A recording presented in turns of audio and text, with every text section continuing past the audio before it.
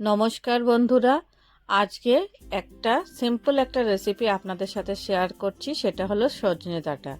তো দেখুন, সজনে ডাঁটার চচ্চড়ি বানানোর জন্য এখানে একটা মিডিয়াম সাইজের আলু লম্বা করে কেটে নিয়েছি, আর নিয়েছি সজনে ডাঁটা। এই সজনেগুলো বেশি মোটা না, একদমই মিডিয়াম সাইজের আছে, একদম কচিও না আবার বেশি শক্তও না। এই ডাঁটাগুলো খেতে বেশি ভালো লাগে, তাই আমি এই সাইজের ডাঁটাগুলো নিয়েছি। এখন যেহেতু সজনের সিজন, তো এইভাবে চচ্চড়িটা খেলে বেশ ভালোই লাগে এবং খুব কম উপকরণ দিয়ে এগুলো হয়ে যায়।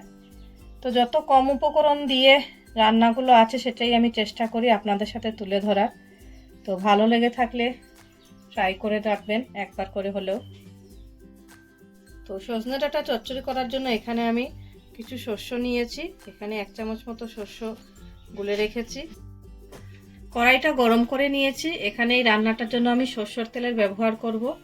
নিচ্ছি 2 চামচ মতো সরষের তেল। তেল গরম হয়ে গেছে, দিয়ে দিচ্ছি কালো জিরে ফোড়ন। দিয়ে দিচ্ছি প্রথমে আলুর টুকরোগুলো। আলুটা ভাজার সময় অল্প একটু লবণ দিয়ে দেব, তাড়াতাড়ি সিদ্ধ হয়ে যাবে আলুটা। আলুটা নেড়ে অল্প সময়ের জন্য ঢেকে দেব। আলুটা অল্প একটু ভাজা হয়েছে, এই সময় দিয়ে দিচ্ছি সজনের ডাঁটাগুলো। দিয়ে দিচ্ছি আরও একটু লবণ, যাতে সজনেটাও ভালো করে সিদ্ধ হয়ে যায়। দিচ্ছি অল্প একটু হলুদ গুঁড়ো, দিয়ে ভালো করে নেড়ে নেব।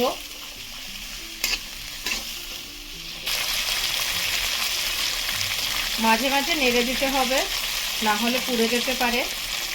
এ সময় দিয়ে দিচ্ছি 2 চেরা কাঁচা লঙ্কা। আলু আর সজনেটা হালকা ভাজা হয়ে গেছে। এখন আমি দিয়ে দিচ্ছি শস্যগুলোটা। শস্যটা আমি একটু ছেঁকে নিচ্ছি।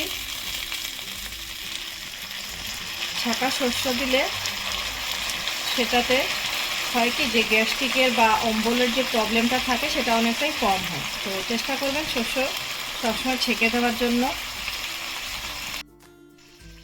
শস্যগুলা দিয়ে একটু জল দিয়ে আমি এটাকে আবার ঢেকে দেব, তাতে পুরোপুরি সিদ্ধ হয়ে আসবে।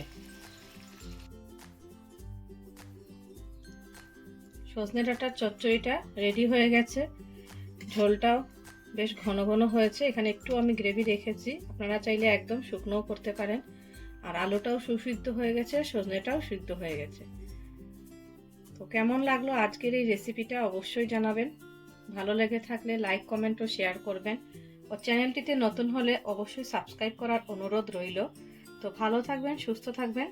নমস্কার।